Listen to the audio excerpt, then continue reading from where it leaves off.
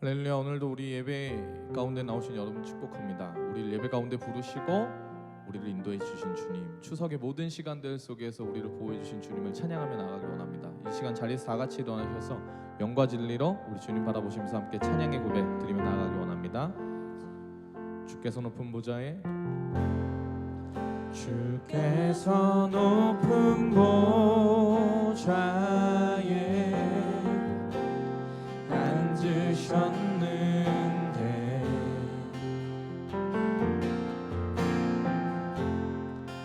그 옷자락은 성전에 가득하도다. 천사들이 모여서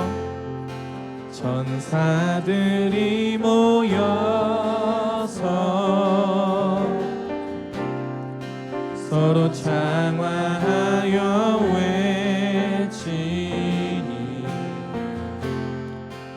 그 소리는 성전에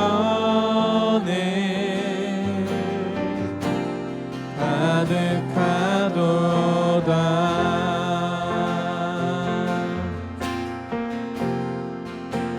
거룩하다. 거룩하다.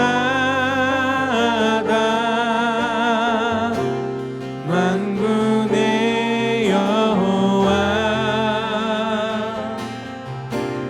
그 영광이 온 땅에 충만하시도다. 거룩하다. 거룩하다. 만군의 여호와 그 영광이 온 땅에 충만하신 주님, 이곳에 주의 성령으로 인도하여 주시옵소서. 주님의 성령, 할렐루야. 주님의 성령 내게 임하여 하늘의 영광 나타내게 하소서. 주님의 성령 내게 임하여 하늘의 영광 나타내게 하소서. 주님의 성령 내게 임하여 하늘의 영광 나타내게 하소서. 주님의 성령 내게 임하여 하늘의 영광 나타내게 하소서. 사랑의 주님, 이 추석 가운데에도 우리를 지키시고 보호해 주신 주님의 이름을 찬송합니다. 오늘 우리 가운데에 불러주신 이 예배의 자리에서 우리의 모든 마음과 우리의 모든 찬송과 우리의 모든 기쁨으로 주님 바라보며 찬양하며 나아가길 소망하오니 우리 이 예배 기뻐 받아 주시옵소서. 영광과 존귀와 찬송 받으시기 합당하신 주님 높여드리며 감사드리며 예수님의 이름으로 기도합니다. 할렐루야. 우리 하나님께 영광 영광 나아갑니다. 아멘.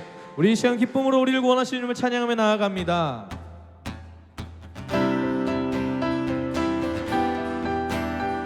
우리를 죄에서 구원하신 주님 예수 그리스도의 놀라운 십자가의 보혈을 찬양합니다. 할렐루야.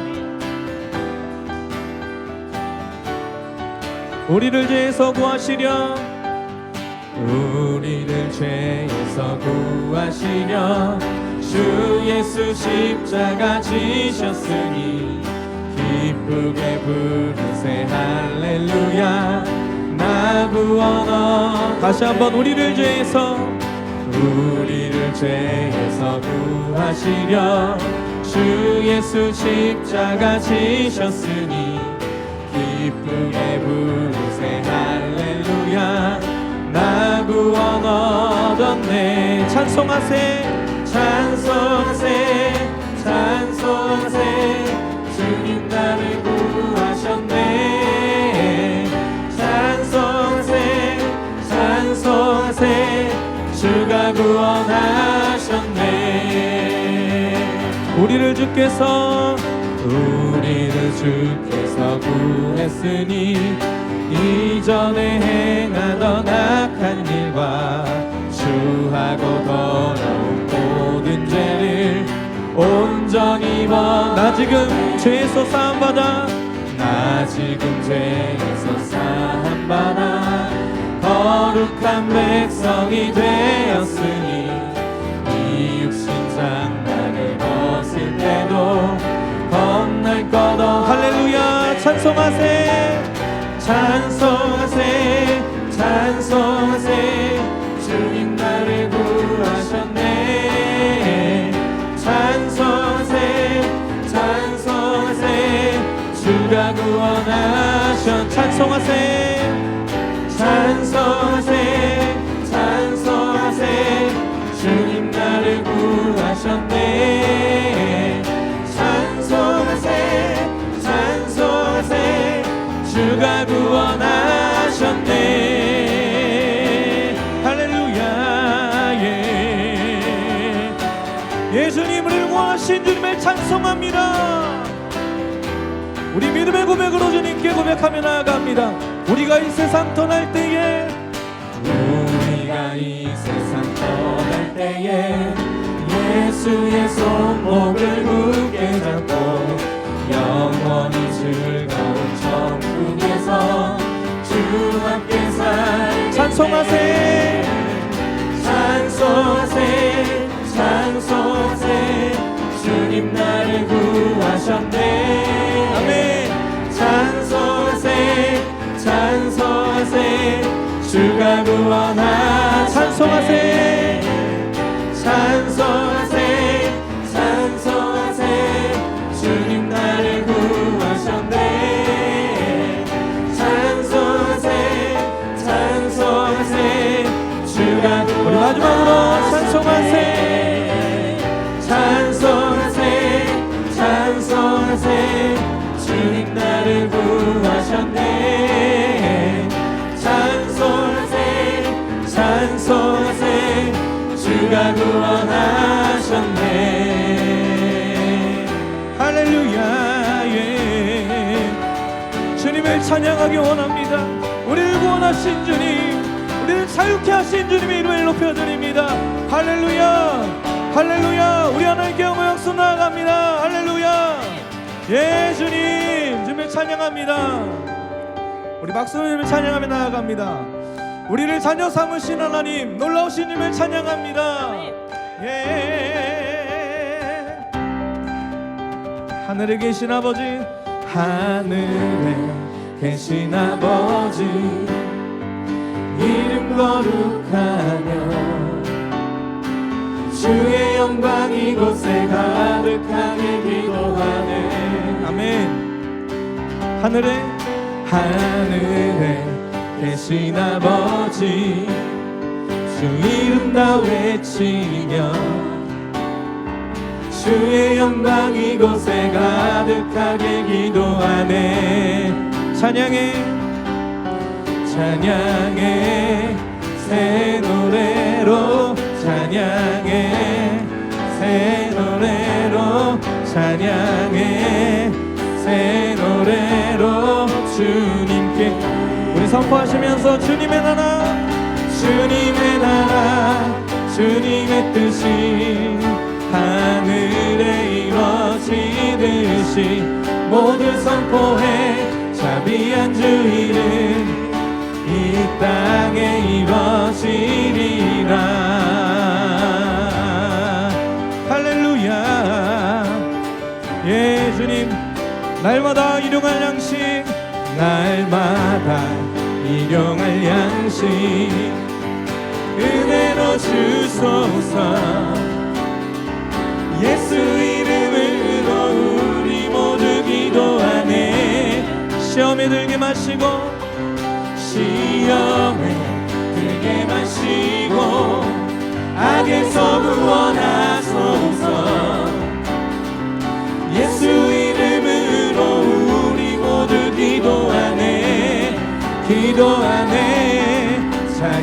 찬양해 새 노래로 찬양해 새 노래 찬양해 새 노래로 주님께 아멘.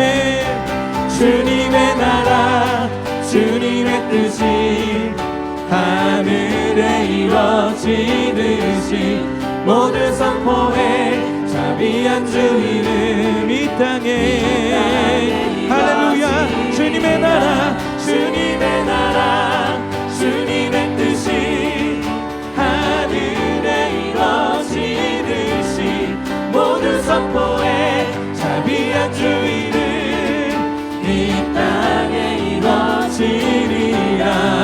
모든 나라 주께 모든 나라 주께 모든 권세 주께 모든 영광 영원히 아멘. 모든 나라 주께 모든 권세 주께 모든 영광 영원히 모든 나라 주께 모든 나라 주께 모든 권세 주께 모든 영광 영원히 아멘. 모든 나라 주께 모든 권세 주께 모든 영광 영원히 주님의 나라 주님의 나라 주님의 뜻이 아멘. 우리 믿음으로 사는 교회에 주님의 놀라운 뜻이 이루어지길 소망합니다. 아멘. 주님의 나라 주님의 나라 주님의 뜻이 하늘에 이루어지듯이 모두 선포해 자비한 주 이름 이 땅 주님의 나라 할렐루야. 주님의 나라 주님의 뜻이 하늘에 이루어지듯이 모두 선포해 자비한 주 이름 이 땅에 이루어지리라. 할렐루야. 우리 가운데 하나님의 그 나라를 이루실 주님 우리를 인도하실 주님을 찬양합니다. 할렐루야 할렐루야 아멘. 우리 가운데 하나님 그 나라를 이루실 주님을 바라보며 나아가기 원합니다. 우리 자리에 앉으셔서 함께 찬양하기 원하는데요. 하나님 우리의 삶이 하나님께 드려지는 거룩한 성전이 되기 원합니다. 우리의 마음을 받아주시옵소서. 우리 이 시간 신령과 진정으로 주님께 우리 마음 드리면서 고백하며 나아가기 원합니다.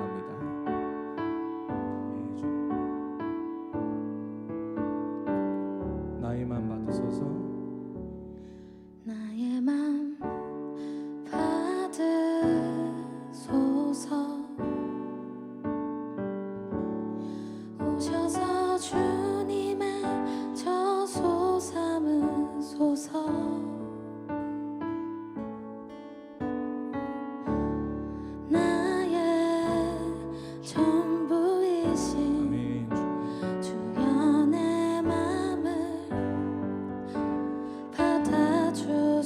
우리 함께 고백할까요? 나의 마음 받으소서. 나의 마음 받으소서. 예 주님 오셔서 주님의 저소 삼으소서.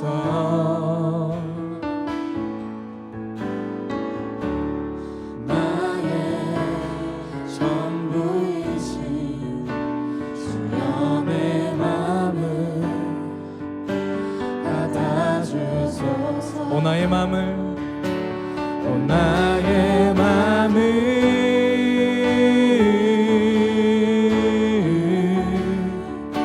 주님께 열었으니 주여 내게 오셔서 내 맘에 거하여 주옵소서. 주가 기뻐하는 주의 성전 되게 하소서. 나의 맘 받으소서.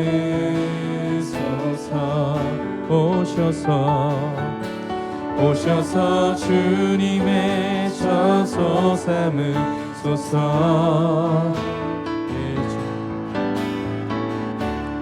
나의 전부이신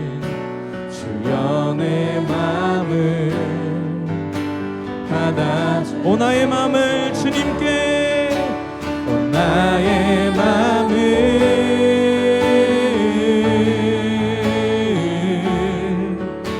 주님께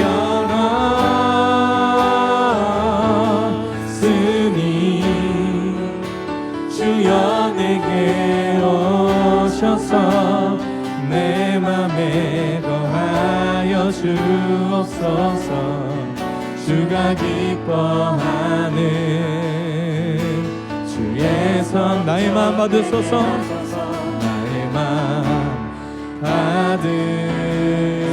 받으소서 주님 이곳에 오시옵소서 오셔서 주님의 저소 삼으소서 나의 전부이신 나의 전부이신 주여 내 마음을 우리 더 깊은 마음으로 주님께 더 높은 목소리를 찬양하며 나아갑니다. 나의 마음 받으소서 나의 마음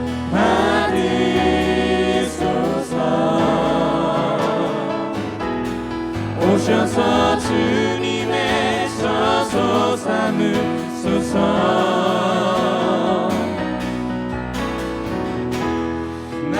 나의 전부이신 주여 내 맘을 받아주소서 오 나의 맘을 나의 맘을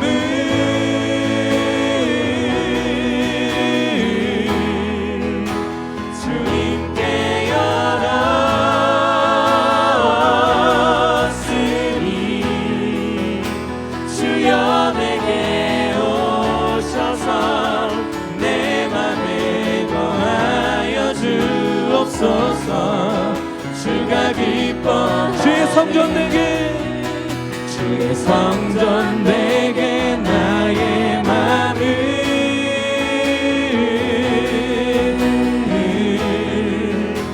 주님께 열었으니 주여 내게 오셔서 내 맘에 거하여 주옵소서 주가 기뻐 주의 성전 되게 주의 성전 되게 나의 맘을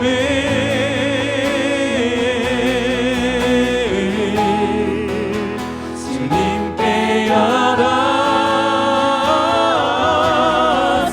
열었으니 주여 내게 오셔서 내 맘에 거하여 주옵소서 주가 기뻐 주의 성전 되게 하소서 주의 성전 되게 하소서 나의 마음 받으소서 오셔서 주님의 저소 삼으소서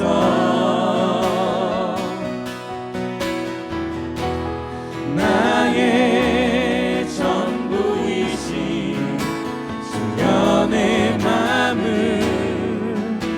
받아주소서 아멘 하나님의 꿈이 나의 비전이 되고 하나님의 꿈이 나의 비전이 되고 예수님의 성품이 나의 인격이 되고 성령님의 권능이 나의 능력이 되길 원하고 바라고 기도한 하나님의 꿈이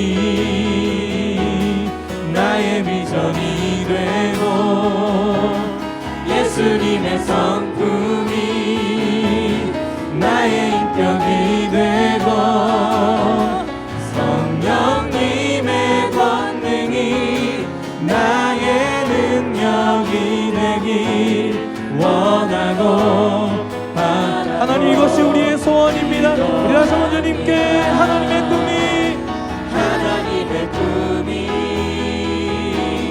나의 비전이 되고 예수님의 성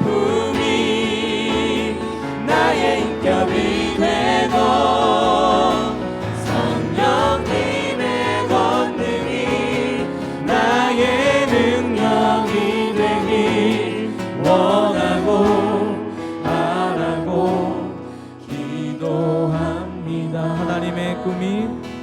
하나님의 꿈이 나의 비전이 되고 예수님의 성품이 나의 인격이 되고 성령님의 권능이 나의 능력이 되길 원하고 바라고 기도합니다. 아멘. 우리 이 시간 한번 다 같이 통성으로 기도하기 원합니다.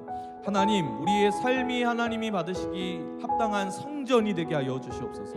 하나님, 그래서 나의 마음을 하나님께 드리게 하여 주시고, 내가 그렇게 주님께 나의 삶을 드릴 때 하나님의 꿈이 나의 비전이 되고 예수님의 성품이 나의 인격이 되어지며 하나님 성령님의 권능이 나의 능력이 되는 삶을 살게 해달라고 우리 통성으로 주님께 기도하며 나아갑니다. 기도하겠습니다. 오 주님, 그렇습니다. 할렐루야. 하나님, 오늘 우리 가운데 아버지의 놀라운 그 은혜로 임하여 주셔서 아버지 하나님, 성령님, 우리의 그 삶을 아버지 하나님 성전되게 하여 주사 아버지 우리의 마음을 주님께 드릴 때에 하나님의 그 놀라운 은혜로 임하여 주시고 아버지 우리의 삶에 하나님의 그 놀라운 성령의 능력이 임하게 하여 주시옵소서. 오 주님, 오늘 이 예배 가운데 우리 모든 중심을 주님께 드립니다. 주님 찬양받아 주시옵소서. 오 주님 높여드립니다. 할렐루야. 은혜가 풍성하신 하나님을 찬양합니다. 우리를 보호해 주시고 성령으로 인도하시는 그 은혜에 감사드립니다. 하나님, 오늘 이 시간에도 사모하는 심령으로 주님께 나아가 예배하오니 우리 찬송과 영광을 받아 주시옵소서.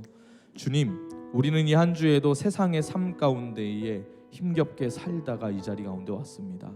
하나님께 속하지 않은 생각과 말들이 우리의 삶에 얼마나 많은지요. 이런 우리를 긍휼히 여겨주시고 우리의 눈을 밝혀주셔서 신령한 것을 보게 하여 주시옵소서. 죄의 유혹 앞에 타협하지 않게 하시고 싸우게 하시고 말씀의 능력으로 승리하게 하여 주셔서 하나님, 시냇가에 심은 나무가 시절을 따라 과실을 맺고 잎사귀가 마르지 아니함 같이 하나님이 채워주시는 말씀과 은혜로 충만히 넘치는 복된 삶이 되게 하여 주시옵소서. 사랑의 하나님, 이 나라를 불쌍히 여겨주사 추석 이후에 코로나 바이러스의 위협이 퍼져나가지 않도록 주님께서 붙잡아 주시고 이 코로나의 어두움이 하루속히 사라져서 하나님 앞에 우리가 모여서 기쁨으로 전심으로 주님 예배할 수 있도록 주님이 인도하여 주시옵소서. 특별히 하나님, 이 시기에 헛된 소망을 따라 살아가는 세상 사람들 가운데 길이요 진리요 생명이신 주님 찾아가 주시고 주님, 그들로 하여금 하나님 영원한 생명 가운데 나오게 하여 주시옵소서. 사랑의 주님, 주님이 친히 세우신 우리 믿음으로 사는 교회를 위해 기도합니다. 주님의 뜻을 담는 교회가 되게 하시고 하나님의 말씀 앞에 순종하는 교회가 되게 하시고 우리 믿음으로 사는 교회의 성도님들의 삶을 통하여 세상의 복음의 빛을 비추어 주옵소서.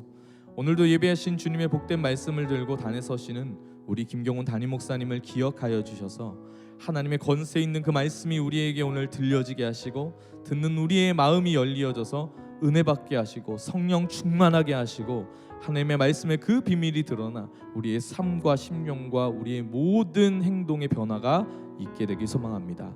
오늘 우리가 드리는 이 예배가 온 마음과 뜻과 힘을 다해 드리는 예배가 되게 하시고 성령으로 기름 부어주사 우리 한 사람 한 사람이 참된 예배자로 하나님 앞에 서게 하여 주시옵소서. 예배의 시종을 주님께 맡겨드리오며 우리를 구원하신 우리 주 예수 그리스도의 이름으로 기도하옵나이다. 아멘. 아멘. 할렐루야. 오늘도 우리 예배 가운데 오신 여러분들 축복합니다. 우리 좌우 앞뒤에 계신 분들께 한번 인사하시겠습니다. 잘 오셨습니다. 반갑습니다. 하나님께서 은혜 주실 것입니다. 네, 우리 영상으로 예배하시는 분들도요, 좌우에 앞뒤에 이렇게 어느 함께 예배하고 계시다면 인사해 주셨으면 좋겠습니다. 우리 이 시간 손을 뻗어서 좌우 앞뒤에 계신 분들에게 한번 축복하면서 고백할까요? 하나님께서 당신을 통해 하나님께서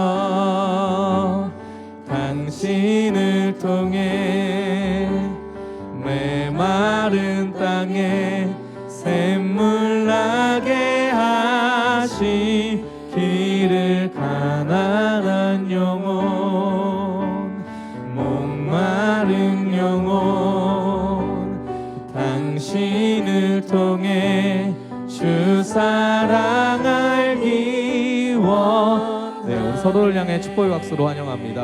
할렐루야. 네, 특별히 추석 가운데 하나님께서 우리를 지키시고 보호하신 줄 믿습니다. 지금 이제 이 자리 가운데 함께 하지 못하신 분들, 영상으로 예배하시는 분들도요, 너무 보고 싶고 너무 그립습니다.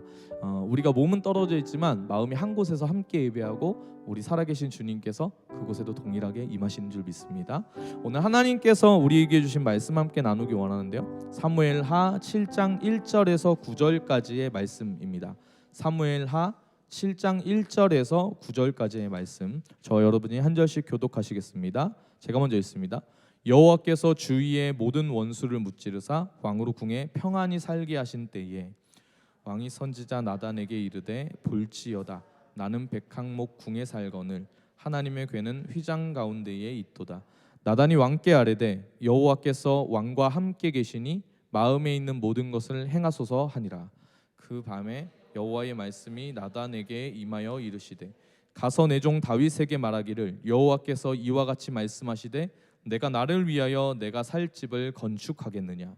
내가 이스라엘 자손을 애굽에서 인도하여 내던 날부터 오늘까지 집에 살지 아니하고 장막과 성막 안에서 다녔나니 이스라엘 자손과 더불어 다니는 모든 곳에서 내가 내 백성 이스라엘을 먹이라고 명령한 이스라엘 어느 지파들 가운데 하나에게 내가 말하기를 너희가 어찌하여 나를 위하여 백향목 집을 건축하지 아니하였냐고 말하였느냐. 그러므로 이제 내 종 다윗에게 이와 같이 말하라. 만군의 여호와께서 이와 같이 말씀하시기를 내가 너를 목장 곧 양을 따르는 데에서 데려다가 내 백성 이스라엘의 주권자로 삼고 함께 봅니다. 내가 가는 모든 곳에서 내가 너와 함께 있어 내 모든 원수를 내 앞에서 멸하였은즉 땅에서 위대한 자들의 이름같이 내 이름을 위대하게 만들어 주리라. 아멘.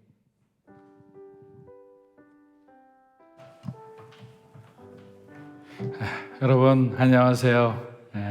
주일 예배 오신 믿음으로 사는 교회 성도 여러분을 축복하고 하나님의 은혜가 여러분 가운데 충만하게 거하기를 축원합니다. 앞서 우리 오 목사님께서 광고해 주신 것처럼 코로나 바이러스 자체가 아직까지 이렇게 해결되지가 않는 것 같습니다. 그래서 우리가 비대면 예배가 아마 10월 둘째 주까지는 그렇게 드릴 것 같아요. 근데 사실 중요한 것은 어렵고 힘들수록 기도하는 삶을 놓치지 않는 것이라 생각합니다. 제가 늘 말씀드린 것처럼 하루에 15분 기도 딱 이것만 여러분 이 예배를 드리기 힘든 이 기간 동안에 한번 실천을 해보세요. 아침에 일어나서 눈을 떴을 때 5분 기도 드리고 점심 때 잠시 5분 기도 드리고 마지막 잠자기 전에 하나님 앞에 오늘 하루도 저와 여러분의 삶을 지켜주신 그 은혜에 대한 감사하는 기도를 드리면서 은혜 받는 자로서의 삶의 어떤 패턴을 우리가 잃어버리면 굉장히 어렵게 됩니다. 그렇기 때문에 어려울수록 주님을 더 가까이 하는 우리 성도 여러분들 되시기를 주의 이름으로 축복합니다. 자, 우리 기도하고 시작하겠습니다. 하나님, 날마다 주님의 은혜를 사모하는 사랑하는 성도들의 삶을 기억하여 주시고 오늘도 말씀으로 주님께서 우리가 가야 할 길들을 보여주시고 인도해 주시기를 원하며 살아계신 예수님의 이름으로 기도합니다. 아멘. 자, 우리 교회에서 새벽 기도마다 생명의 삶을 가지고 말씀을 나누고 있습니다. 근데 올해 우리 봄에 신명기 29장을 묵상할 때 나누었던 본문의 제목이 아직까지 잊혀지지 않고 제 마음속에 깊이 남아 있습니다. 그 제목 자체가 과거를 기억하고 은혜를 간직하라였습니다. 과거를 기억하고 은혜를 간직하라. 모세가 이스라엘 백성들에게 유언처럼 남겨주고 싶었던 말이라 생각합니다. 출애굽의 위대한 구원의 역사를 경험했고 또 지난 40년의 그 광야의 여정 동안에 하나님께서 만나와 메추라기를 공급하셨고 불기둥, 구름 기둥으로 그들의 삶과 가장 가까이 하셨잖아요. 정말 하나님의 임재가 매일마다 느껴지는 삶을 살았는데 그 은혜를 체험하고도 은혜를 기억하지 못하고 그 죄인의 길로 가려고자 하는 그 이스라엘 백성들에게 남은 것은 이제는 심판밖에 없는 거죠.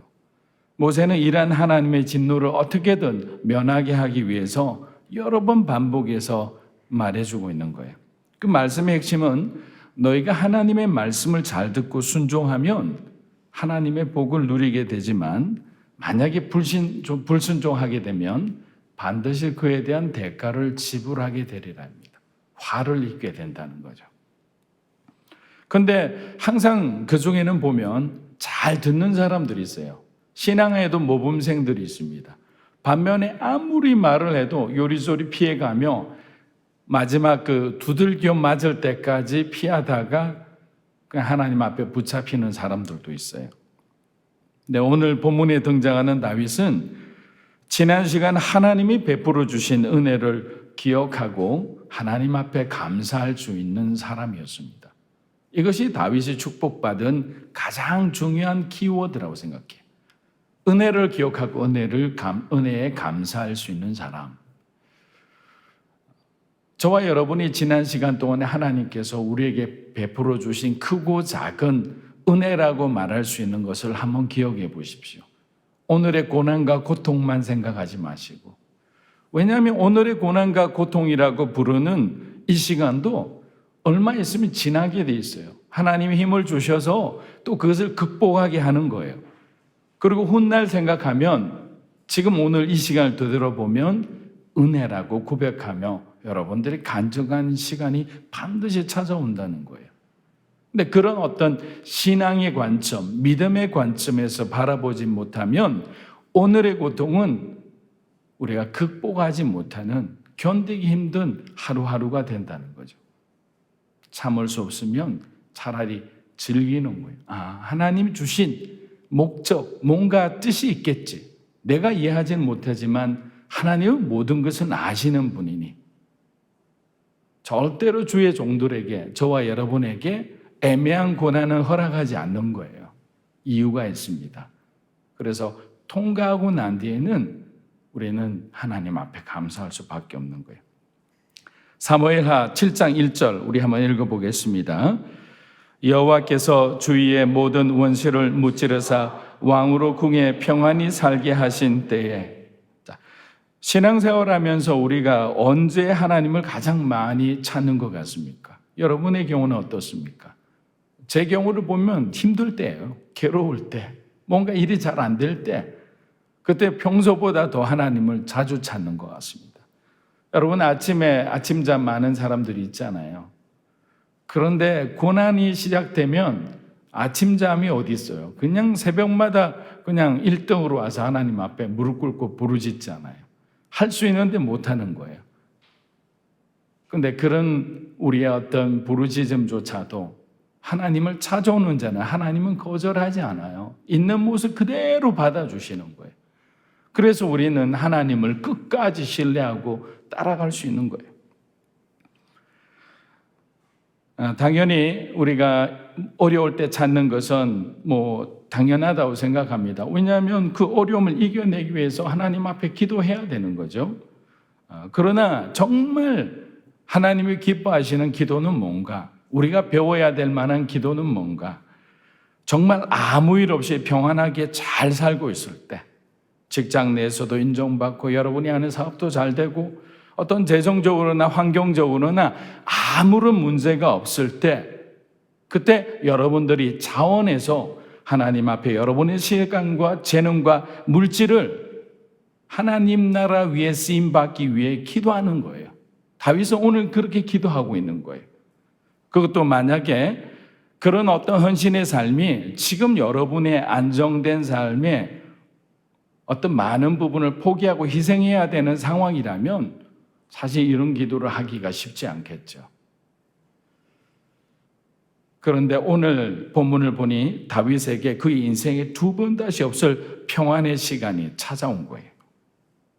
왕이 되기 전 지난날의 다윗을 한번 회상해 보십시오.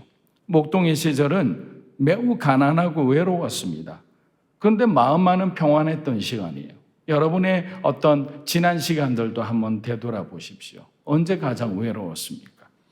근데 그때는 반대로 하나님과의 교제가 아주 충만했어요. 그래서 주님의 위로하심을 통해 다윗은 외로운 것을 모르고 지냈습니다. 그리고 목동의 시간이 끝날 무렵 다윗은 골리앗과의 싸움을 통해서 이스라엘의 스타가 됩니다. 그런데 이러한 스타가 된 것이 다윗에게는 복만이 아니라 오히려 화가 되었던 겁니다. 사람들의 지나친 관심과 사랑 때문에 다윗은 원하지도 않았던 사울 왕의 시기와 질투를 받게 됩니다. 그렇게 시작된 지긋지긋한 사울 왕의 추격과 다윗의 도망자의 삶은 한동안 계속됩니다. 마침내 하나님께서 사울을 데려가시고 다윗이 헤브론에서 유다 지파 중심으로 왕이 됩니다. 그럼 어느 정도 이제 어느 단계를 밟아왔잖아요. 이제는 성공했다고 말할 수 있어요. 그런데 여전히 이스라엘에는 사울의 아들 이스보셋이 왕으로 있는 거예요. 얼마나 마음이 답답하겠습니까? 하나님이 주신 것은 통일 이스라엘에 대한 비전을 주셨는데 사울의 아들 요나단의 형제인 그 이스라엘을 다윗이 공격하게 된다면, 그렇게 점령해서 통일 이스라엘을 만든다면 진정한 이스라엘의 군주가 되지 못하죠. 왕이 되지 못하죠. 우리는 때로는 이런 어정쩡한 상황을 견디는 것을 굉장히 힘들어합니다.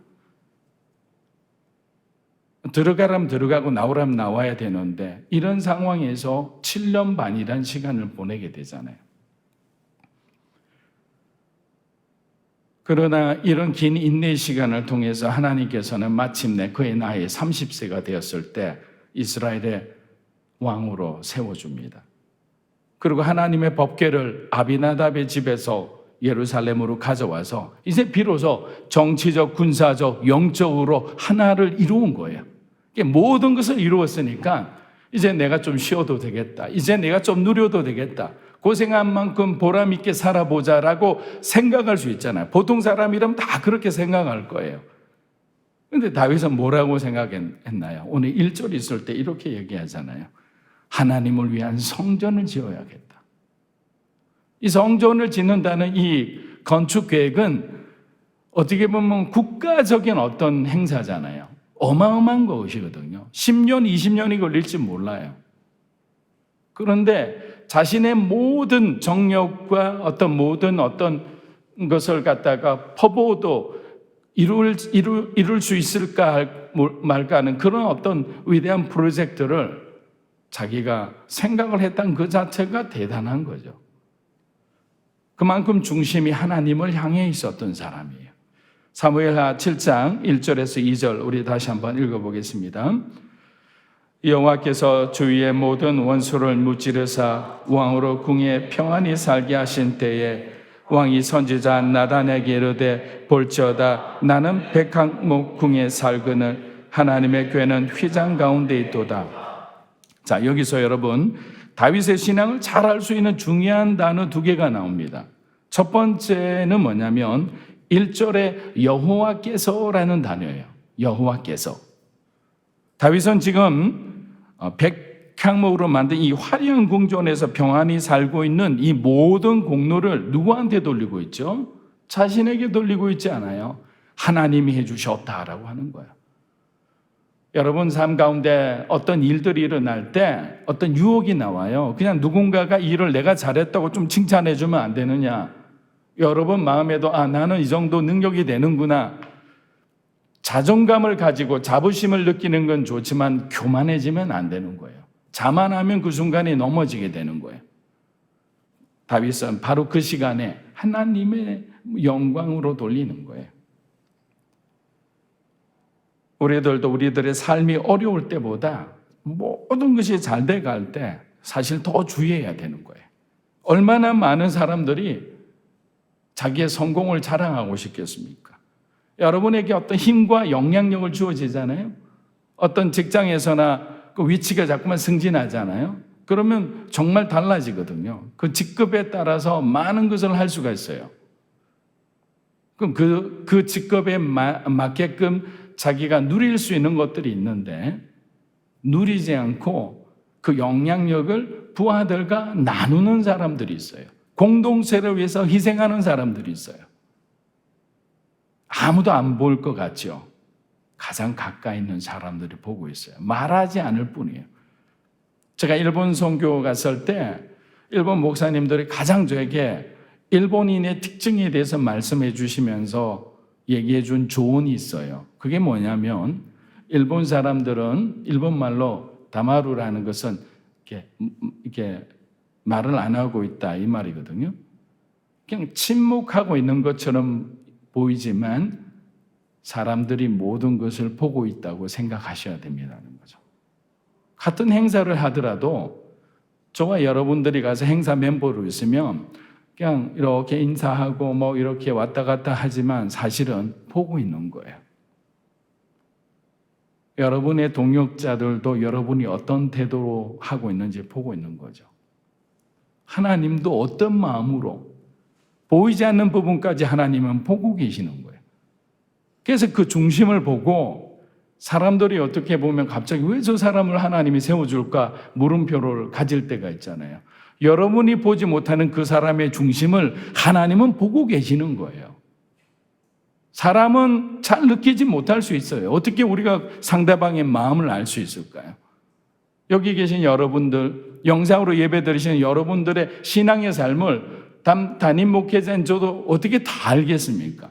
여러분이 새벽에 일어나서 하나님 앞에 간절한 마음으로 기도하며 어렵고 힘든 선택의 순간마다 주님을 선택하며 때로는 목회자보다 더 나은 신앙의 삶을 살아가고 있는 것을 우리는 현장에 없기 때문에 잘 모를 수 있어요.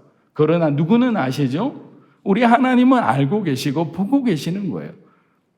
다윗의 마음은 언제나 하나님의 임재 가운데 있었던 거죠. 하나님의 시선 속에서 그는 살고자 했던 거예요. 그래서 하나님은 그의 마음의 중심을 받으십니다. 두 번째 단어는 선지자 나단이라는 단어예요. 선지자 나단. 자, 다윗은 직접 하나님께 기도하며 자신의 뜻을 밝힐 수 있는 사람이었죠. 왜냐하면 시편의 많은 부분이 목동의 시절에 지어졌던 것들이에요. 자, 그것은 뭐냐면 하나님하고 1:1 교제에 아주 능한 사람이었어요. 친밀한 관계를 갖고 있었던 사람이에요. 그러나 하나님의 질서는 선지자를 하나님의 대언자로 세웠기 때문에 이제 왕이 되었을 때는 그 선지자, 하나님이 세우신 질서를 존중하는 삶을 살아가야 되는 거예요. 근데 때로는 사울처럼 우리 마음대로 자기중심제로 인본주의적인 그런 관점에서 살아갈 때가 있습니다. 힘이 생기면 내 마음대로 하고 싶어요. 야, 나도 하나님 앞에 너보다 더 많은 하나님과의 교제를 가졌어. 하나님에 대해서 나단 선지자 당신보다 내가 더 많이 알아. 나는 하나님 앞에 직접 기름 부음 받은 사람이야. 이런 영적인 자부심이 아주 하늘을 찌를 만큼 당당한 사람이었어요. 그러나 그는 하나님의 질서대로, 하나님이 일하시는 방법대로 그 과정에 참여하는 거예요. 나단 선지자를 찾아갑니다. 그리고 자신의 마음을 토해냅니다. 내 마음에 하나님의 성전을 건축하고자 하는 마음이 있는데 당신은 어떻게 생각하십니까? 나단 선지자도 너무너무 좋아하는 거죠. 그냥 받아들이고 있는 거예요. 너무 좋은 생각이십니다. 여러분 공동체나 여러분이 어떤 일하는 머무는 곳에 여러분 자신이 다윗과 같은 사람이 먼저 되시기를 축복합니다. 동시에 다윗과 같은 그런 마음을 가진 동역자를 위해서 여러분 기도하세요. 아니면 지금 일하고 있는 사람이 그렇게 변화될 수 있도록 그런 은혜를 받을 수 있도록 기도해야 됩니다. 그런데 다윗과 같은 사람의 그것을 분별하는 저는 저 나름대로 어떤 관점이 있어요. 그거는 뭐냐면 그 사람의 어떤 삶에 하나님을 깊이 만난 그 광야의 시간, 광야의 경험이 있느냐 없느냐예요. 그런데 여기서 중요한 거는 광야를 경험한 것만으로 중요한 것이 아니에요. 광야를 경험하다가 끝까지 하나님하고 그 광야의 시간을 통과해내지 못하면 광야 시간을 통해서 받은 상처만이 남아있는 사람들이 있어요. 치유되지 않은. 고난과 고통이 다 좋은 것이 아니에요. 어떤 사람에게는 고난과 고통을 통해 믿음이 성장합니다. 인격이 성장합니다. 성품이 변화되는 거예요. 그러나 어떤 사람들은 상처만 남아있는 사람들이 있는 거예요. 그런 사람은 비록 그의 삶 가운데 아주 깊은 광야의 시간들이 있었다 하더라도 긍정적인 것도 남지만 부정적인 것도 많이 남는 거죠. 결국 그 상처가 그 사람은 그 상처의 노예가 되는 거죠. 자기 자신도 힘들게 하고 그 공동체도 어렵게 할 수 있는 거예요. 이곳에 계신 저와 여러분들도 예외가 아닙니다. 그래서 우리는 하나님 앞에 기도하는 거죠. 하나님, 내 안에 아직까지 치유되지 않은, 회복되지 않은 부분들이 있다면 성령 하나님, 예수님의 보혈로 깨끗이 치유해 주십시오. 건강한 정신으로, 건강한 영성으로 하나님 나라에 귀하게 쓰임받는 일꾼 되기 원합니다라고 기도하세요. 반드시 하나님이 저와 여러분을 치유해 주시고 회복해 주시리라 믿습니다. 자, 다윗은 왜 그런 혹독한 광야의 시간을 누구보다도 수없이 보내었지만 그의 심령에 상처가 없을까요? 저는 그 이유는 그가 두렵고 힘들 때마다, 괴로울 때마다 하나님을 끝까지 의지하고 이겨내었기 때문이에요. 하나님하고 끝까지 그 어려움을 통과한 사람하고 그러니까 중간에 따라가다 주저앉은 사람은 그 결과가 다른 거예요. 그래서 신앙은 끝까지 이겨내는 사람이에요. 버티는 사람이 승리하는 사람이에요. 요한계시록 봐도 그렇잖아요. 지키는 자가 이기는 자라고. 어떤 환경을 바라보고 무너지지 마십시오. 무릎 꿇지 마세요. 버티세요. 그러면 하나님 천군 천사 보내주세요. 그 시간까지 버티는 거예요. 하나님의 정확한 타이밍이 있는 거예요. 우리를 왜 그냥 광야를 보내셨을까요? 죽으라는 거 아니잖아요. 세상은 우리를 죽으라고 그래요. 하나님은 우리를 하나님의 사람으로 그리스도의 군사로 만들고 하는 과정, 훈련 학교잖아요. 하나님의 사랑을 진하게 경험하는 곳이잖아요. 시편 56편 3절에서 4절입니다. 한번 읽어보겠습니다. 내가 두려워하는 날에는 내가 주를 의지하리이다. 내가 하나님을 의지하고 그 말씀을 찬송하올지라. 내가 하나님을 의지하였은즉 두려워하지 아니하리니 혈육을 가진 사람이 내게 어찌하리이까. 다윗은 자신의 성공을 자랑하고 그 성공에 취해 있는 사람이 아니었습니다. 그리고 그 성공을 자기에게 돌리지도 않았고 하나님께 돌리며 감사할 줄 아는 사람이기 때문에 하나님이 축복하신 거예요. 여러분 인생 길게 보세요. 길게 봐야지 지금 한순간에 뭐 삐그덕거렸다. 뭔가 이렇게 일이 틀어졌다. 영원히 틀어질까요? 그런 사람 예배 끝나고 따로 찾아오세요. 그거 아니에요.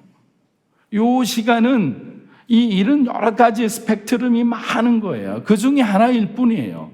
근데 세상이 무너진 것처럼 그냥 주저앉아서 그냥 울고불고 있다. 아니죠. 실수할 수 있습니다. 죄 지을 수 있습니다. 중요한 것은 뭐냐? 다윗처럼 돌이키는 거예요. 자기의 잘못을 돌이키고 회개하면 하나님께서는 그 약속하셨던 다윗의 위를 끝까지 견고하게 해주겠다는 그 약속을 예수님을 통해 지켜주셨잖아요. 돌이키면 우리는 살아나는 거예요. 자, 사무엘하 7장 4절에서 5절 한번 읽어보겠습니다. 그 밤에 여호와의 말씀이 나단에게 임하여 이르시되 가서 내 종 다윗에게 말하기를 여호와께서 이와 같이 말씀하시되 내가 나를 위하여. 자, 하나님은 나단과 다윗의 생각과 다르셨어요. 다윗은 하나님을 위해서 성전을 건축한다는 그 마음에 들떠 있습니다. 그리고 그것이 나쁘다고 생각하지 않았어요. 나단도 그 이야기를 들었을 때 자기가 지금까지 본 사울왕을 비롯해서 이스라엘의 어떤 관료들도 자기의 것을 누리기에 바빴지 하나님을 위해서 성전을 건축한다고 이렇게 가장 평화로울 때, 가장 권세가 충만할 때 그렇게 앞장서 나온 사람은 처음 본 거죠. 나단도 감격해서 동의를 합니다. 왕이시여, 너무 좋은 생각입니다. 나단도 그런 설레이는 마음을 갖고 하나님 앞에 기도한 거죠. 자신 있게. 하나님은 거절하시는 거예요. 다윗의 제안을 거절합니다. 단번에. 아마 나단은 굉장히 당황했을 겁니다.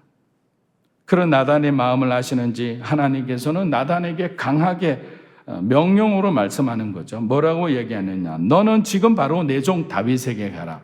내 종 다윗에게. 왕에게 가라 이런 말도 안 합니다. 내가 선택한 다윗에게 가서 말하라. 주저하지 말라는 거죠. 때로는 우리는 막 주저하고 지체하다가 그 기회를 다 놓칠 때가 많아요. 근데 여기서 중요한 것은 우리가 아무리 선한 의도로 교회와 공동체를 위해서 하나님을 위해서 일한다고 하지만 그것이 오히려 하나님 나라의 방해가 될 때가 있는 거예요. 다윗은 하나님의 성전을 건축한다 했지만 건축한다는 그 자체, 저와 여러분이 교회를 위해서 헌신하고 봉사하고 선교 활동하고 뭔가 이렇게 헌신한 그 자체가 나쁜 것이 아니라 기준이 뭐냐면 하나님의 시간과 하나님의 계획하고 틀려지면 그것은 하면 안 되는 거예요. 지금 나단과 다윗에게는 그것을 말씀하고 계시는 거예요. 너희들이 생각하는 것이 나쁘다고 말하는 것이 아니라 지금은 성전을 건축할 타이밍이 아니라는 거예요. 그리고 그것은 다윗에게 맡겨진 것이 아니라고 분명히 말씀하는 거죠. 사무엘하 7장 11에서 12절 말씀입니다. 한번 읽어보겠습니다. 전에 내가 사사에게 명령하여 내 백성 이스라엘을 다스리던 때와 같이 아니하게 하고 너를 모든 원수에게서 벗어나 편히 쉬게 하리라. 여호와가 또 내게 이르노니 여호와가 너를 위하여 집을 짓고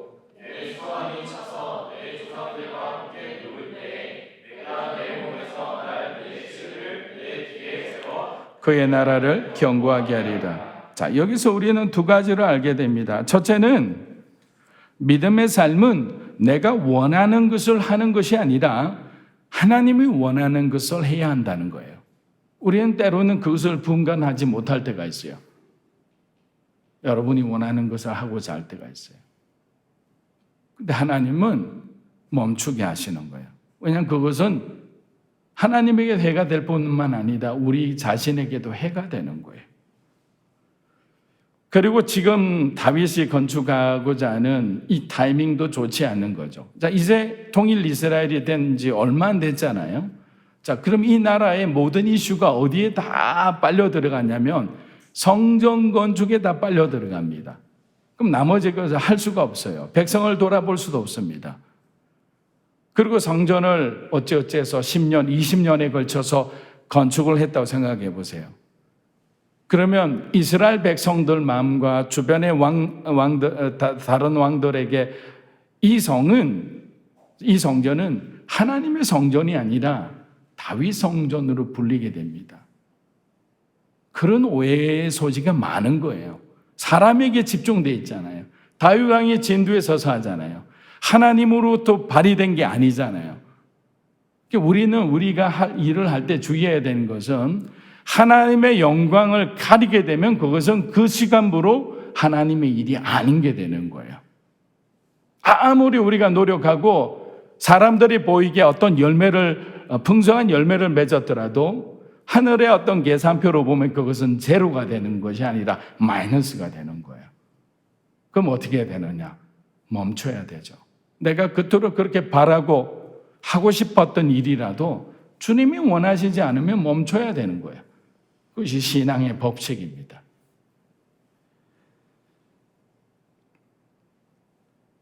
다윗은 지금 자신이 하나님을 위해서 뭔가 해드릴 수 있다는 그런 어떤 약간의 자만심의 위험 가운데 있습니다.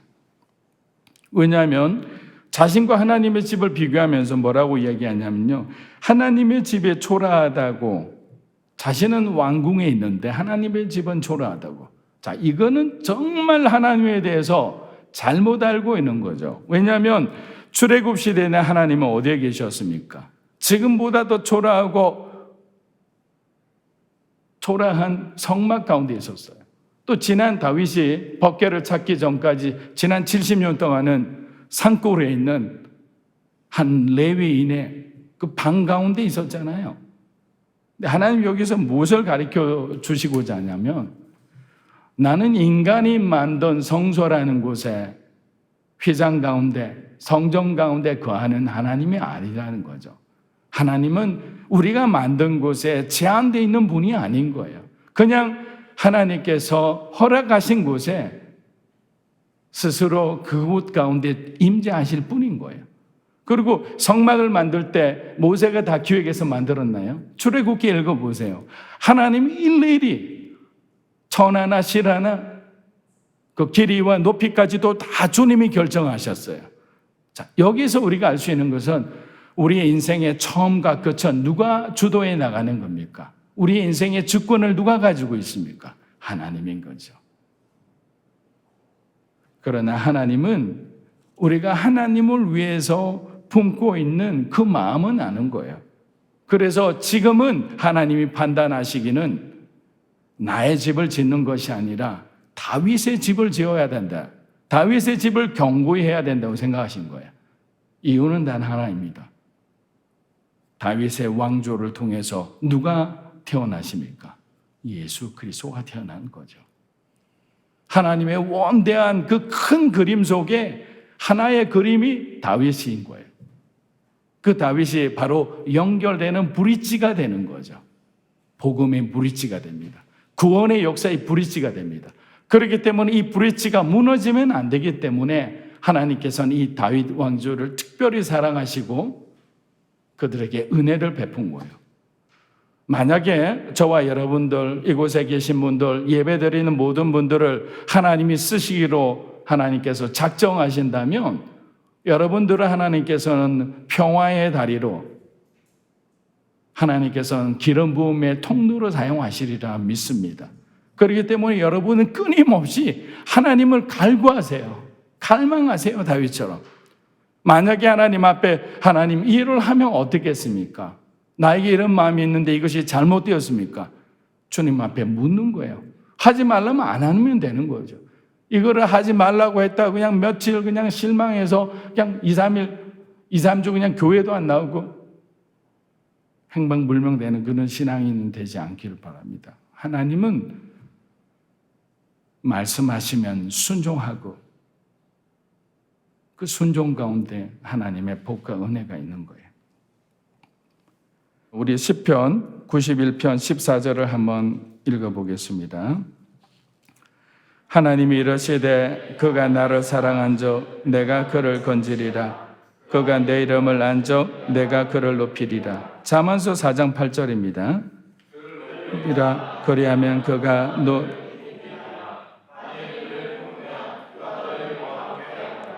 네.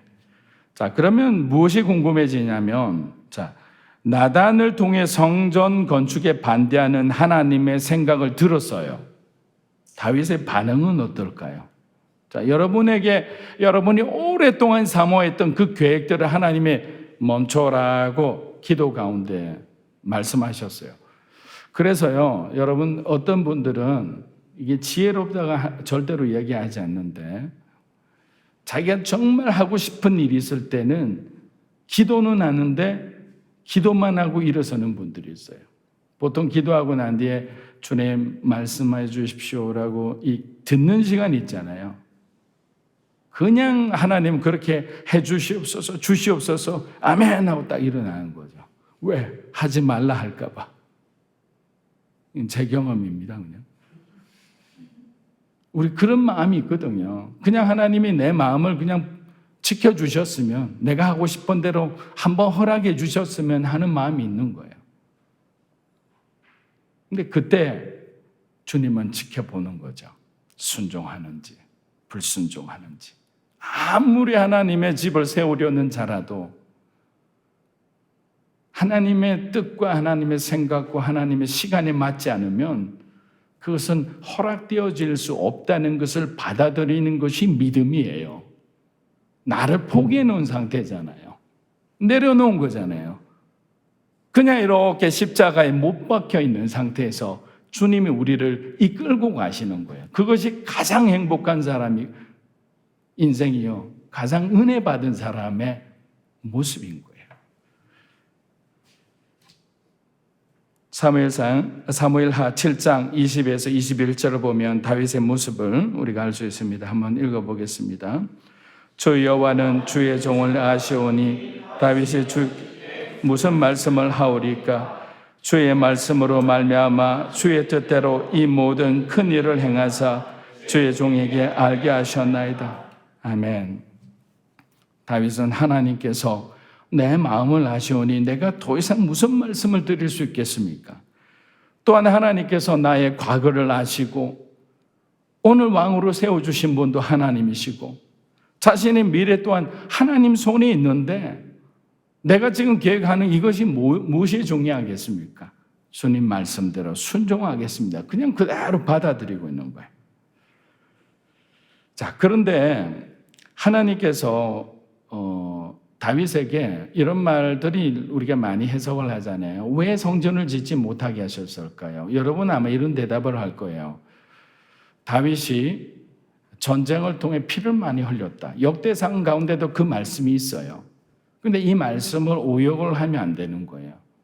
피를 많이 흘렸기 때문에 하나님께서 성전을 짓지 못하게 한다.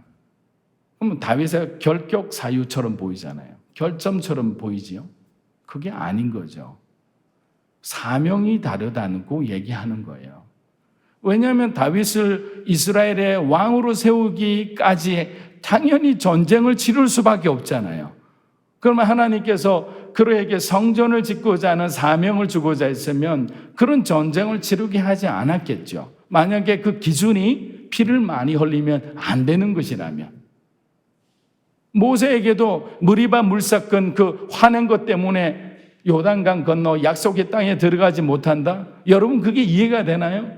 엄청난 죄가 아니잖아요. 그것도 그 상황상 하나님이 뭘 대신하여 충분히 화를 낼 수 있는 그 패역한 백성들 앞에서 참고 참다가 한마디 그냥 바위를 한번 내리치면서 화낸 것 뿐인데 그게 아니죠. 모세의 사명은 광야 요단강 바로 직전까지가 모세의 사명이고 건너편에는 여호수아의 사명이었던 거예요. 그렇게 우리가 이해를 해야 되는 거예요. 그런데 다윗이 뭔가 이렇게 결격 사유가 절대랍니다. 그래서 저와 여러분도 하나님이 허락하신 사명을 잘 이해하면 언제 어느 곳에서 어떤 일을 하더라도 우리는 자유할 수 있는 거죠. 일을 맡겨줄 때는 열심히 하면 되는 거죠. 그리고 또 다른 누군가가 와서 나의 일을 하거나 새로운 일을 하게 되면 지금 여기서 이 타이밍에서 내 사명은 이것을 통해서 교회를 든든히 세워가는 역할이구나. 그리고 조금 지나면 내가 생각지도 못한 그런 또 다른 어떤 도전적인 일을 하나님이 우리에게 맡기실 수가 있죠. 사명의 관점에서 해석을 하면 우리의 몸과 마음은 굉장히 자유로운 거죠. 그 부분에 대해서 매이지가 않는 거죠. 그걸 통해서 우리가 실망하거나 낙심할 필요가 없는 거죠. 하나님의 시간표대로 저와 여러분을 하나하나 정확하게 인도하시는 분이 하나님이심을 여러분 기억하시기 바랍니다. 자, 마지막 사무엘하 7장 27절입니다. 만군의 여호와 이스라엘의 하나님이여 주의 종의 귀를 여시고 이러시기를 내가 너를 위하여 집을 세우리라 하셨으므로 주의 종이 이 기도로 주께 간구할 마음이 생겼나이다. 자, 아멘. 이제 다윗의 기도잖아요. 자, 이 다윗의 기도는 이제 근본적으로 그가 변화되었다는 것을 알려줍니다. 다윗은 하나님 앞에 자신을 더 이상 왕으로 어필하지 않아요. 그는 하나님의 종 다윗으로 하나님 앞에 코람대오합니다. 즉 자신이 있어야 할 바로 그 자리에 앉게 되는 거예요. 신앙은 제일 중요한 게 자기 자리에 앉는 거예요.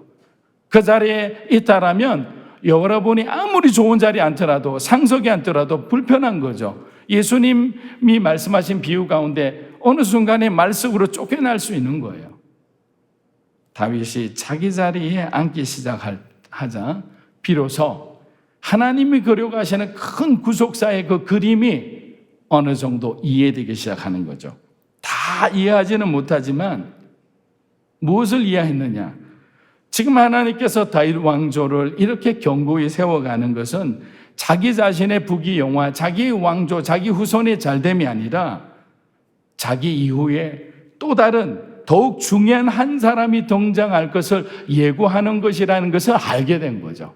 그분이 누굽니까? 예수님이신 거죠.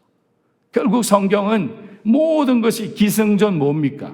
예수 그리스도인 거예요. 하나님의 말씀은 기승전 예수 그리스도로 끝이 나는 거예요. 그리고 그렇게 끝이 나야 됩니다. 그것이 올바른 믿음이기 때문입니다. 사랑하는 여러분, 저와 여러분도 하나님이 지금 우리에게 말씀하시는 때로는 순종하기 어려운 자존심 무지무지 상하는 그러한 일들이 있을 수 있습니다. 하지만 오늘 말씀을 들은 우리들은 적어도 핑계대지 말고 조건에 실망하지 말고 하나님께 순종하면 오늘 하나님이 다윗에게 약속하셨듯이 하나님이 저를 위한, 하나님이 저와 여러분을 위한 집을 지어 가실 거예요. 우리가 막 하나님의 집을 짓고자 노력하다가 힘들어하는 것이 아니라 내가 너희를 위한 집을 지으리라는 그 약속의 말씀이 오늘 우리들의 믿음 가운데 남아 삶 가운데 열매 맺기를 주의 이름으로 축원합니다. 자, 우리 하나님 앞에 찬양하며 기도하며 나아갔으면 합니다. 시편 57편 2절에 보면 다윗이 이렇게 기도하는 거예요. 내가 지존하신 하나님께 부르짖으며 곧 나를 위하여 모든 것을 이루시는 하나님께로다 했습니다. 모든 것을 이루는 하나님, 누구를 위해? 저와 여러분인 거예요. 환경 보지 마십시오. 여러분의 나약한 성품 보지 마십시오. 우리의 불완전한 어떤 인격을 의지하지 마세요. 마지막까지 예수 그리스도, 우리 주님을 바라보고 승리하는 그런 삶이 되기를 원합니다. 우리 함께 찬양하겠습니다. 주님 말씀하시면 주님 말씀하시면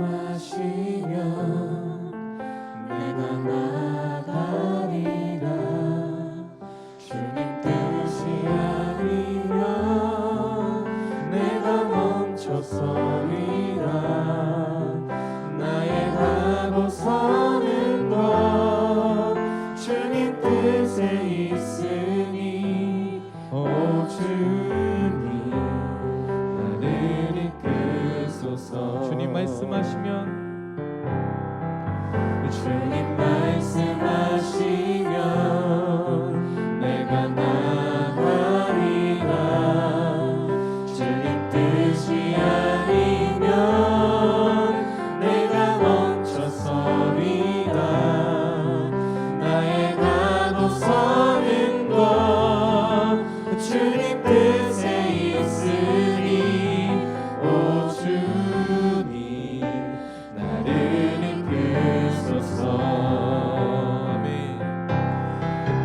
뜻하신 그곳에 나 있기 원합니다. 이끄시는 대로 순종하며 살리니 연약한 내 영혼 통하여 일하소서. 주님 나라와 그 뜻을 위하여 오 주님 나를 이끄소서. 우리 하나님 앞에 기도하며 나갑니다. 하나님 아버지, 하나님의 은혜를 기억하고 감사하는 자의 삶을 살게 해주십시오. 고난의 시간들 속에서도 우리 주님 끝까지 붙들고 끝까지 의지하는 믿음 허락하여 주시옵소서. 우리의 생각과 우리 주님의 생각이 다를 때 우리의 주장을 하나님 우리가 우리 스스로를 주장하지 않게 해주시고 우리 하나님의 뜻에 따라 순종하는 믿음의 삶을 살아가는 하나님의 백성 되게 하여 주시옵소서. 우리 하나님 앞에 통서로 기도하며 나갑니다. 주여, 살아계신 아버지 하나님, 믿음으로 하나님 앞에 나갑니다. 하나님 아버지, 하나님의 은혜를 기억하고 주님이 베풀어 주신 지난 시간에 감사하는 그런 삶을 살아갈 수 있도록 하나님 인도하여 주시옵소서. 고난과 역경의 시간 가운데서 고통과 아픔을 겪어나서 우리 주님 끝까지 붙들고 우리가 하나님 앞에 우리의 잘못을 회개하며 우리 하나님 앞에 새롭게 되기를 소망하오니 하나님 사랑하는 믿음으로 사는 교회 성도 한 분 한 분의 삶을 기억하여 주시고 오늘도 살아계신 하나님이 만나게 해주시고 우리 안에 굽혀진 마음들, 우리 안에 강팍한 마음들, 우리 안에 깨끗이 못한 마음들 하나님 거룩하게 해주시고 우리 하나님의 말씀에 따라 순종하는 삶을 살아갈 수 있도록 주님 역사여 주시오나니 할렐루야 할렐루야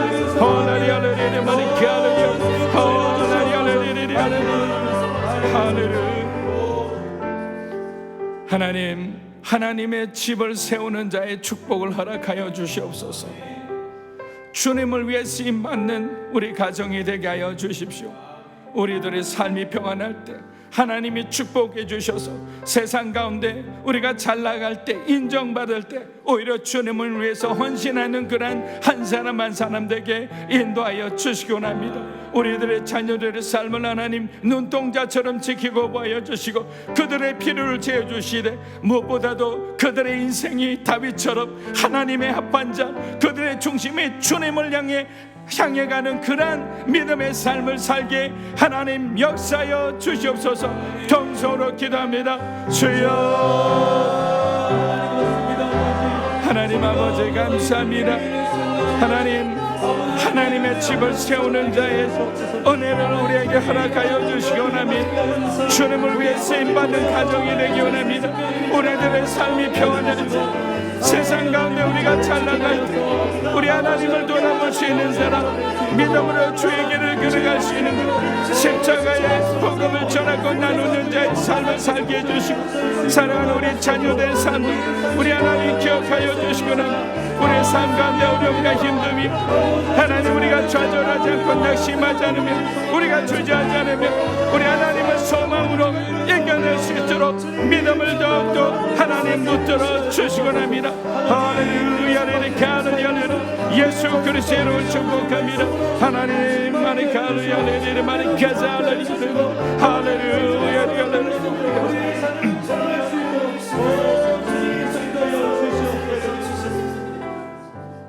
이 시간 특별히 전도와 선교를 위해서 기도하겠습니다. 믿음으로 사는 교회가 하나님 땅끝까지 구령의 열정을 가지고 한 영혼도 귀하게 여기시는 주님의 말씀에 따라 복음으로 충만한 선교적 교회로 예수 그리스도를 우리의 삶의 주인 삼는 그러한 선교적 교회가 되기 원합니다. 우리가 본능적으로 우리의 삶이 하나님을 예배하며 주님과 동행하며 정말 잃어버린 영혼을 위해서 나아가는 그러한 믿음으로 사는 교회가 될 수 있도록 축복하여 주시기 원합니다. 하나님, 믿음으로 사는 교회 일본 땅을 허락해 주심에 감사합니다. 아직까지 믿지 않는 많은 영혼들이 있습니다. 일본 교회가 어렵고 힘든 가운데 다시 한번 일어날 수 있는 하나님께서 힘과 용기를 주시고 믿음으로 하나님께서 그들 가운데 성령 충만한 어렵고 힘들수록 더욱더 하나님께서 일으키시는 영적 부흥을 체험할 수 있도록 축복하여 주시곤 합니다. 우리 하나님 믿음으로 사는 교회가 더욱더 귀한 하나님 일본과 하나님 동남아와 우리에게 필요한 그런 정말 구령과 성교의 열정으로 충만한 나라가 되게 교회가 되게 해달라고 우리 통소로 기도하며 나갑니다. 주여, 살아계신 아버지 하나님, 일본 땅을 주님 앞에 올려드립니다. 하나님의 교회를 기억하여 주시기 합니다. 코로나로 인해서 참으로 삶이 어려운 목사님들이 있습니다. 우리 목사님들을 기억하여 주시고 하나님 어렵고 힘든 가운데서 그들을 도울 수 있는 길들을 열어주시기 합니다. 믿음으로 사는 교회가 도울 수 있고 우리가 함께 그들을 섬길 수 있도록 하나님 우리에게 선교적 열망을 주시고 일본을 향한 하나님 귀한 일꾼 직원들을 많이 보내주시고 한 마음으로 우리가 함께 나갈 수 있도록 주님 축복하여 주시기 원합니다. 코로나를 잠잠하게 해주시고 코로나로 인해서 더 이상 힘들어할 사람 없도록 하나님 역사여 주시옵소서. 할렐루야. 주님 감사합니다. 할렐루야.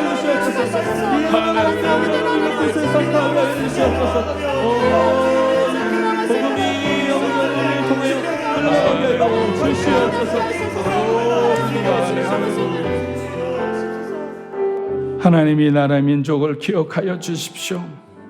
차별과 금지법과 같은 악법을 철폐하게 하여 주시고 이 나라의 위정자들에게 하나님의 사랑과 공의를 따라 국민을 섬기는 자가 되게 하여 주시옵소서. 한국교회가 다시 한번 하나님 정말 회개하며 우리가 서야 될 그 자리를 찾을 수 있도록 영적인 회복과 부흥을 허락하여 주시옵소서. 믿는 자들이 세상 가운데 진정한 빛과 소금 같은 삶을 살게 해주시길 의지하며 살아계신 예수님의 이름으로 기도합니다. 아멘. 자, 자리에 일어나셔서 우리 봉헌하겠습니다.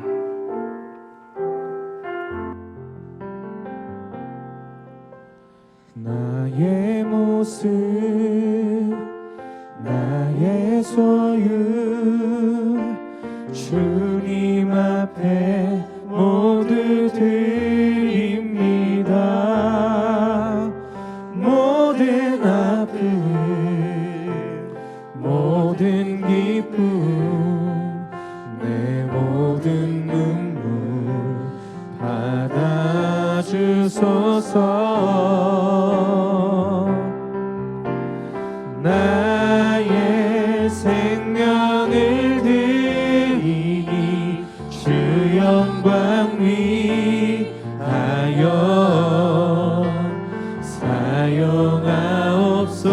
사용하옵소서. 내가 사는 날 동안에 주를 찬양하며 기쁨의 제물 되리. 나를 받아주소.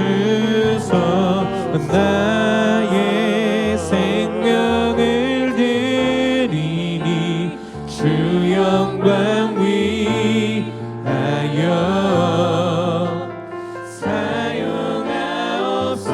사용하옵소서. 내가 사는 날 동안에 주를 찬양하며 기쁨의 제물 되리. 나를 받아주소서. 하나님 아버지, 사랑하는 믿음으로 사는 성도 한 사람 한 사람의 그들의 삶을 주님께서 지켜주시고 어렵고 힘든 그 삶의 과정을 통과하는 사람들에게 우리 성령 하나님께서 지혜를 주시고 하나님의 무한하신 위로로 다시 일어설 수 있는 그러한 믿음을 허락하여 주시옵소서. 어려운 가운데서도 마음을 구별하여 주님 앞에 드리는 이 예물을 받아주시고 예물이 쓰여지는 곳마다 우리 하나님의 영광이 드러나는 그러한 삶이 되게 역사하여 주시옵소서. 이제는 우리 주 예수 그리스도의 은혜와 하나님 아버지의 크고 놀라우신 사랑과 성령님의 감화 감동 교통하심의 역사가 하나님의 성전을 세우고자 하는 그 선한 마음을 가슴에 품고 우리 주님 말씀하신 그 삶의 길을 끝까지 순종하며 걸어가기를 원하는 믿음으로 사는 교회 성도 한 분 한 분의 삶 위에 오늘 영상으로 예배드리는 주님의 백성들, 하나님의 동역자들 위에 사랑하는 일본의 사역자들과 잃어버린 영혼들 위해 땅끝에서 복음 전하는 우리 선교사님들 위해 이 나라의 민족과 한국교회 위에 이제로부터 영원토록 함께 하시기를 간절히 축원하옵나이다. 아멘.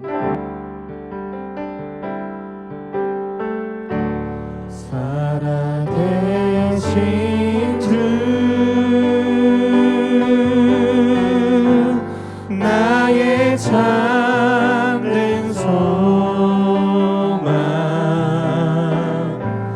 걱정 근심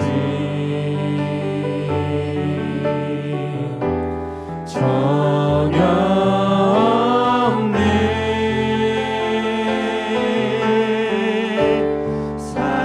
사랑의 주내 갈 길이 너하니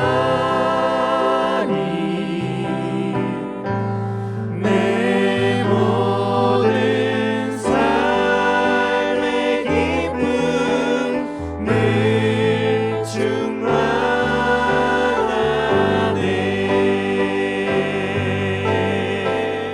충만하네. 할렐루야. 우리 하나님 앞에 감사의 박수 드리겠습니다.